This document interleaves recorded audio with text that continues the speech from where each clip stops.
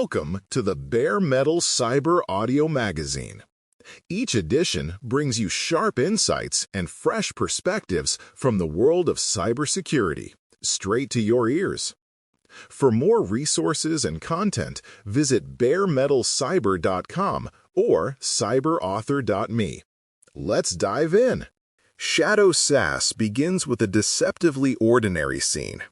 Picture a growing company with 700 employees scattered across home offices, co-working spaces, and regional hubs. Officially, IT tracks about 50 approved applications. The familiar mix of productivity suites, conferencing platforms, and a handful of specialized tools. But beneath the surface, the digital ecosystem looks very different. Employees have quietly adopted hundreds of unsanctioned apps, most through the convenience of sign in with Google or sign in with Microsoft. Marketing uses AI generators, sales relies on prospecting plugins, and finance has half a dozen expense trackers. No one set out to break the rules, yet the result is 1,000 hidden connections humming in the background, each with access to company data. This is the hidden world we call Shadow SaaS. The danger lies not in any single rogue app, but in the sheer scale of connections that never expire. Each new login spawns a durable OAuth token, quietly granting access to files, calendars, and inboxes long after the user has moved on. Employees don't read the permission screens. They click Allow and move forward. What they leave behind is a trail of invisible backdoors. IT sees only fragments, an expense charge here, a strange domain there, while the real sprawl grows unchecked. Shadow SaaS doesn't announce itself with alarms. It spreads silently, expanding the attack surface every time a curious employee tests a new tool. What makes this landscape so treacherous is the false sense of security it creates. Leaders often assume their software inventory is tidy, neatly documented in procurement systems and risk registers. Yet the true footprint is 2, 3, or even 10 times larger than the official list. When auditors ask where sensitive data resides, the answers are guesses.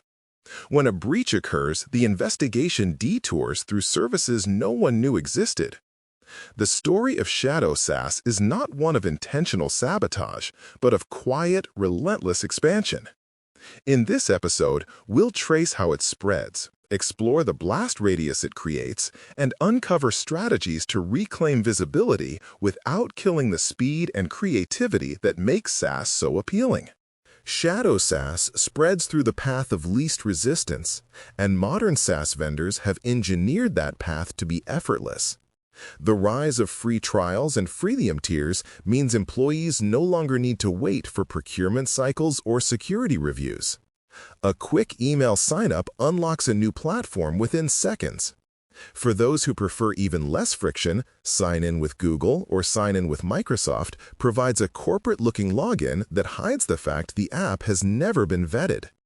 Multiply this by every role in the organization: marketers experimenting with campaign dashboards, engineers testing collaboration tools, HR exploring wellness platforms, and you soon have a jungle of apps, each sprouting from the same soil of convenience. It doesn't feel like rebellion, it feels like productivity. But in the background, each decision wires another connection into the company's nervous system. The linchpin of this spread is OAuth. Employees click a button, skim a permission list, and grant access. That consent spawns a token that is both durable and often invisible. Unlike passwords, which can be revoked, tokens linger until someone deliberately hunts them down. Many apps request excessive scopes, allowing them to read every file in cloud storage, send emails on behalf of the user, or access full contact lists. Once approved, those privileges persist whether or not the employee continues using the tool. In some cases, they persist even after the employee leaves the company. Shadow SaaS thrives on this persistence, growing a hidden mesh of long-lived tokens that bypass the identity provider's control. The more apps accumulate, the harder it becomes to even map where those tokens exist. Browser extensions and plugins accelerate the sprawl by adding another layer of invisible adoption. These lightweight tools promise small conveniences, grammar checking, note-taking, or automated task management, but often request sweeping permissions. Read and change data on all websites is a common clause that effectively grants the extension oversight of everything an employee does in the browser. Some dig deeper, integrating with email and messaging platforms to access sensitive communications.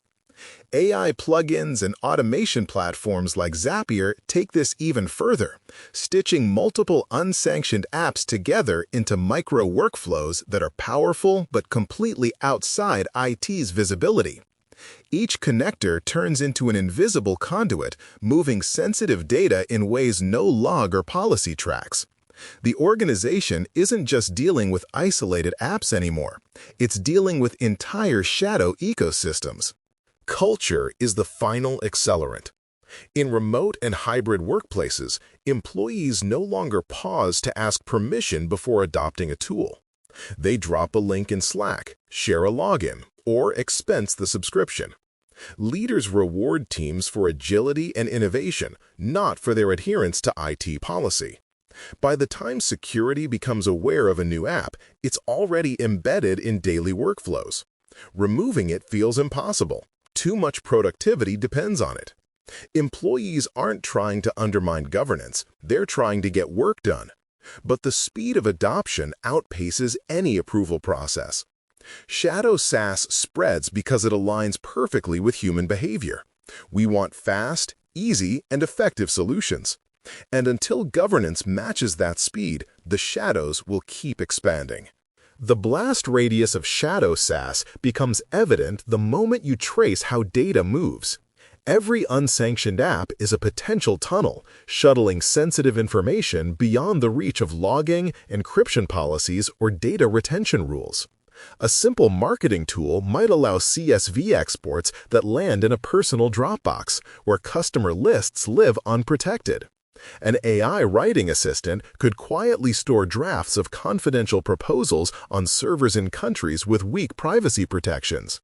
Integration platforms link these tools together, creating shadow pipelines that move data between SaaS apps in ways no compliance team has mapped. What begins as a harmless experiment can evolve into a sprawling network of data flows, spreading intellectual property and regulated records far beyond the enterprise perimeter. Once those records land in the wild, retrieval is impossible. Deletion is only a comforting illusion. Identity sprawl compounds the threat. Every new app means another login, another access token, another unmonitored account. While corporate systems enforce multi-factor authentication and password rotation, most Shadow SaaS apps do not. Employees reuse passwords, enable weak recovery methods, or rely entirely on the durability of OAuth tokens. The tokens themselves often outlast their owners, remaining valid even after an employee has left the company. These orphaned connections form ghost accounts, still wired into calendars, inboxes, and file repositories, accessible to attackers who know where to look. Identity providers are designed to centralize control, but Shadow SaaS bypasses those controls, creating a population of phantom accounts and credentials outside IT's reach. Every additional account is not just an administrative burden, it's another door waiting to be forced open. The compliance fallout is equally severe. Regulations such as GDPR, HIPAA, and PCI DSS all hinge on knowing where data resides and who processes it. Shadow SaaS makes that knowledge guesswork. Without signed data processing agreements, organizations cannot prove legal compliance. Vendors may subcontract to unknown providers, pushing sensitive records into jurisdictions that offer little oversight. Data residency rules become impossible to follow when files are replicated across unsanctioned services. When regulators arrive, companies must present a map of their data ecosystem, but Shadow SaaS ensures the map is incomplete, riddled with blind spots and missing landmarks. For compliance officers, it feels less like oversight and more like detective work, piecing together a puzzle from receipts, browser histories, and user confessions.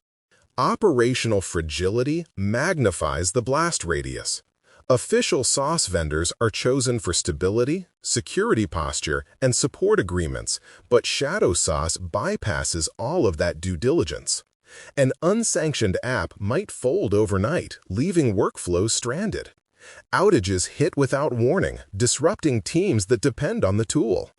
If an incident occurs, response teams often don't know where to start. There are no logs, no incident contacts, and no clear understanding of how the rogue app integrated with other systems. Fighting a breach through Shadow SaaS is like battling a fire without a floor plan. You don't know where the exits are or how far the flames might spread. The result is a multiplier effect. One small app, when compromised or abandoned, can trigger cascading disruptions across the business. Shadow SaaS isn't just a hidden risk, it's an uncharted blast zone primed to detonate when least expected. The first step to containing Shadow SaaS is recognizing that most organizations don't know what they're actually running. Discovery is the foundation, and it begins by collecting signals from every corner of the digital environment. Identity provider logs often reveal which apps employees are granting access to, even if those apps never pass through procurement. CASBs and secure web gateways can expose outbound traffic to domains IT has never seen before.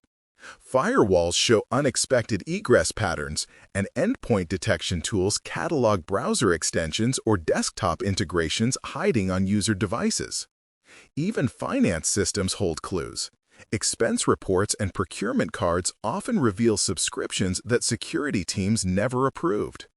By pulling together these fragments, an organization begins to sketch the true scope of its SaaS footprint. And for many, the picture is far larger and stranger than anticipated. But discovery is more than collecting a raw list. The hard part is normalizing the chaos into something actionable. The same app may surface under multiple labels, domain names, vendor IDs, or product nicknames, requiring careful correlation. Once unified, apps can be categorized: productivity suites, developer tools, file sharing services, AI platforms, and more. This categorization reveals patterns that matter. Perhaps the sales department is using a dozen different prospecting tools, each with CRM access. Maybe marketing has spawned a shadow stack of creative AI platforms. By grouping and analyzing, teams move from a shapeless inventory to an ecosystem map that highlights concentrations of risk. Signal quality matters as much as volume.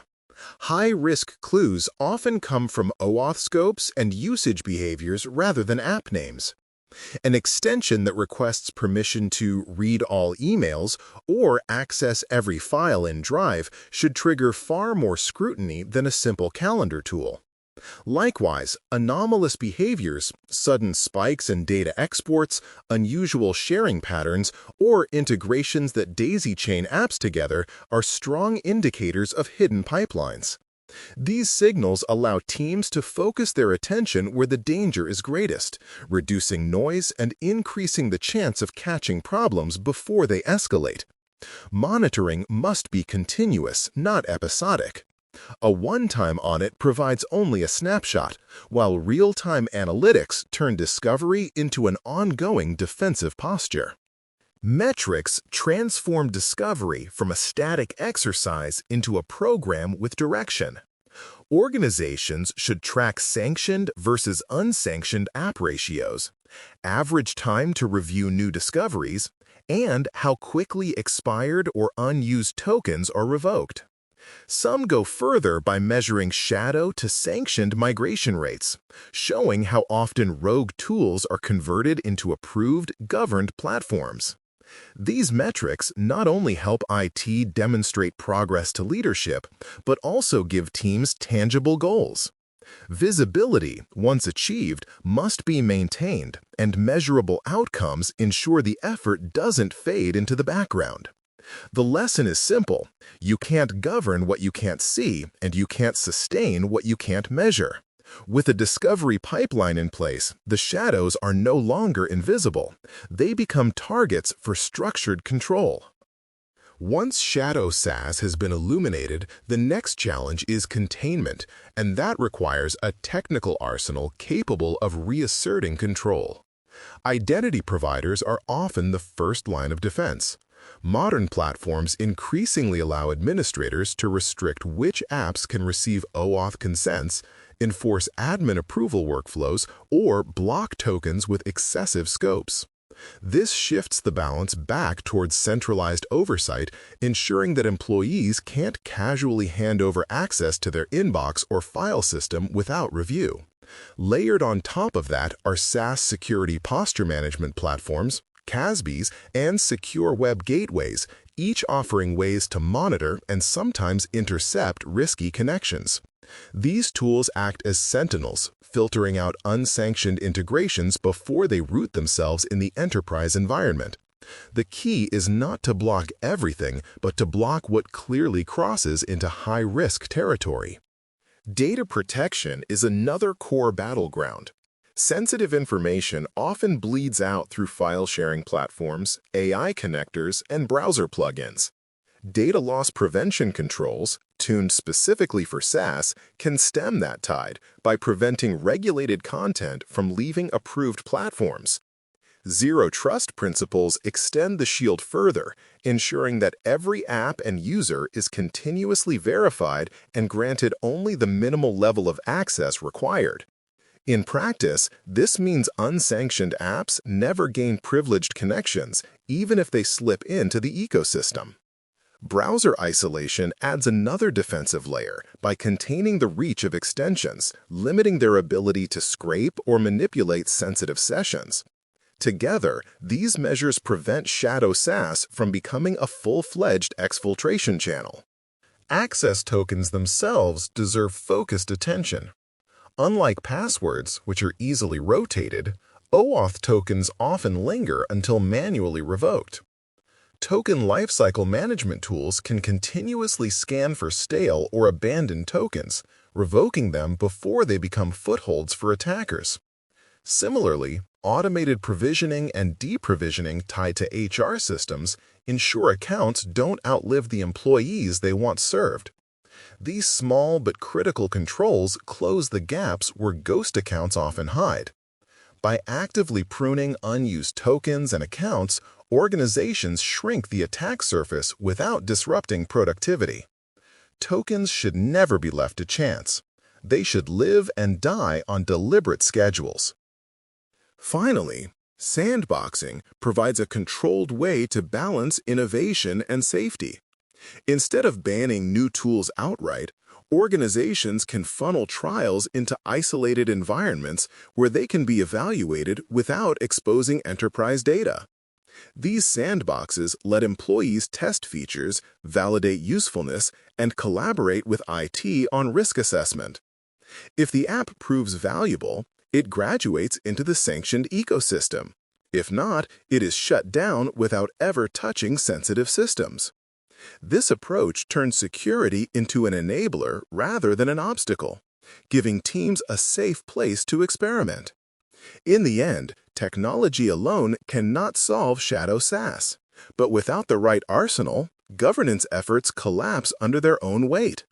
Control comes from layers of defenses working in harmony, designed not to suffocate innovation, but to channel it safely.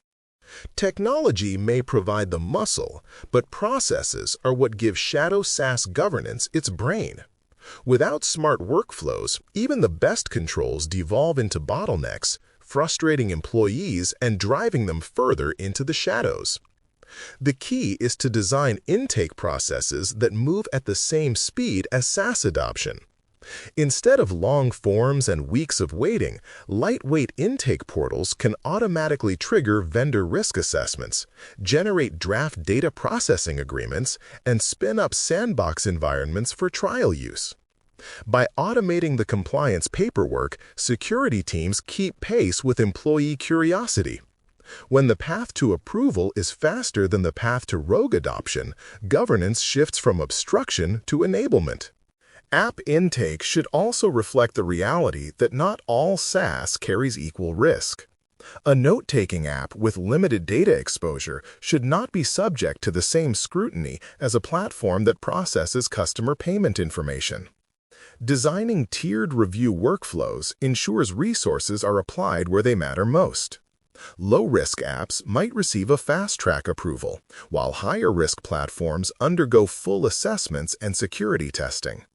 This triage model keeps employees moving quickly on safe ground while reserving deep analysis for tools that genuinely warrant it.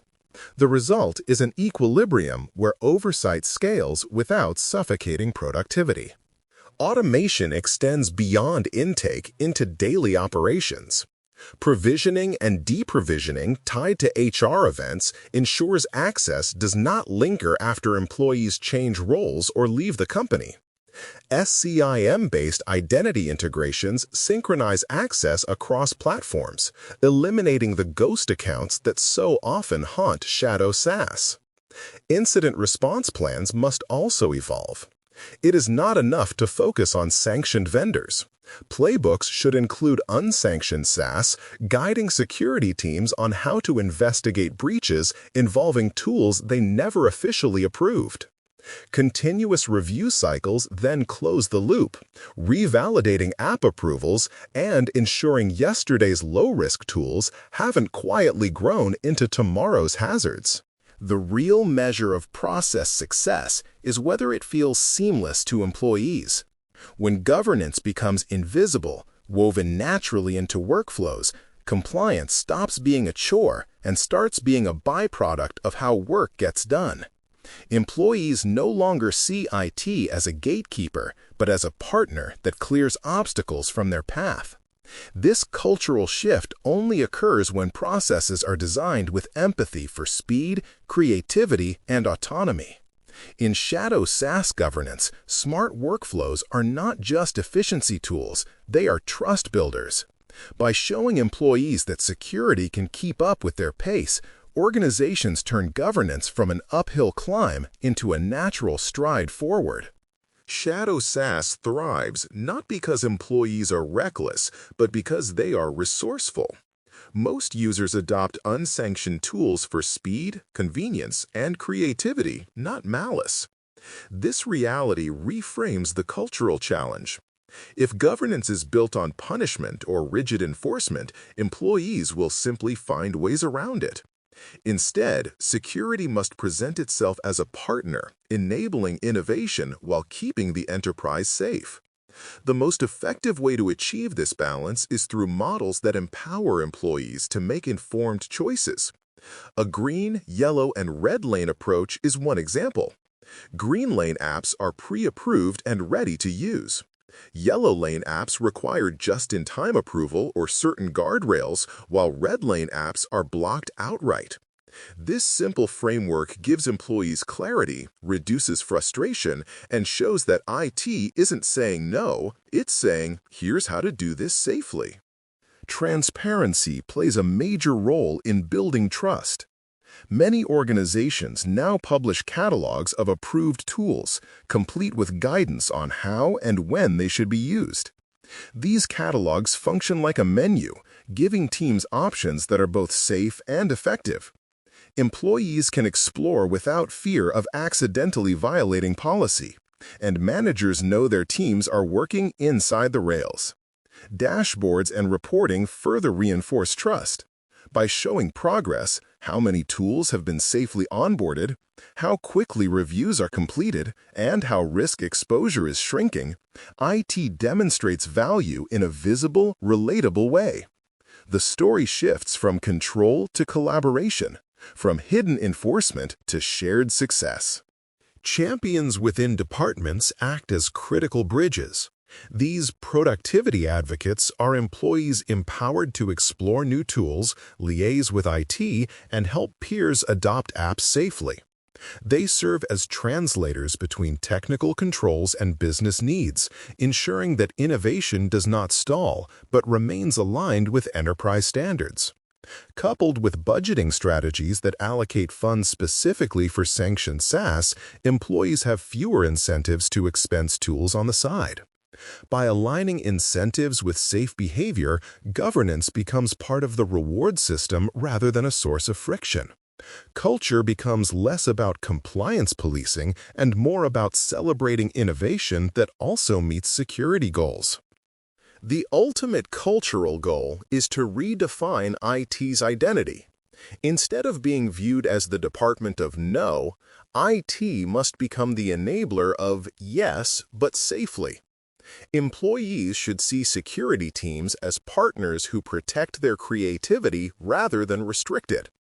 When workers feel heard, supported, and given pathways to explore, they are far more likely to stay within sanctioned boundaries. Shadow SaaS will always exist at the margins, but with the right cultural foundation, its growth slows, its risks diminish, and its presence becomes manageable. Culture, in the end, is what determines whether Shadow SaaS remains an uncontrolled wildfire or evolves into a harnessed source of innovation. Shadow SaaS isn't a passing fad. It's a permanent feature of the digital workplace. The temptation to think it can be eliminated outright is misguided. Employees will always reach for tools that promise speed, creativity, and autonomy. The difference between chaos and control lies in how organizations choose to respond. Discovery pipelines, technical guardrails, and automated workflows all play their part, but the real shift comes from acknowledging that Shadow SaaS is not the enemy of security.